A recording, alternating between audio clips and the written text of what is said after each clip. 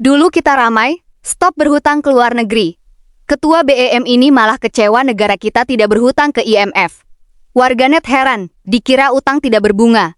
Bagaimana pendapat kalian? Tulis di kolom komentar. 8 ketika krisis ekonomi, kita tuh masih bisa hutang IMF. Tuh, sekarang kita nggak punya harapan untuk berhutang sama luar negeri. Orang-orang barat itu tidak akan pernah mau Indonesia itu mampu menjadi negara yang masuk ke era teknologi. Kritik The Economist kemarin tentang ekonomi Indonesia, saya baca berulang-ulang, ujung-ujungnya ya mau mengembalikan kita seperti era Pak Harto.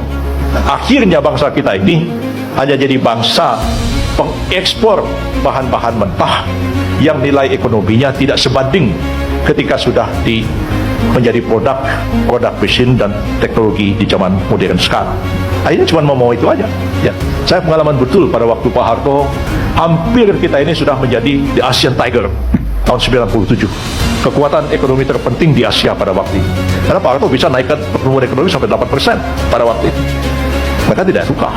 Digoncang kita dengan mata uang, berantakan semua. Ketika kita kalang kabut, IMF datang. Saya menjadi saksi sejarah dengan Pak Murdiono pada waktu itu.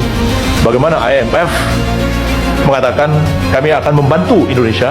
Kita itu ibaratnya bayi lahir nggak dewasa masuk inkubator. Ya, dia akan bantu kita, tapi dengan beberapa permintaan.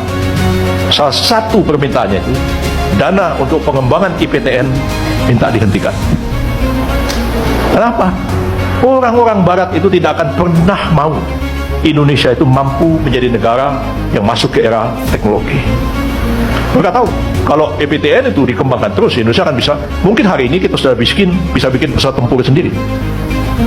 Mereka nggak mau. Kita digagalkan di situ. Itu generasi muda harus paham.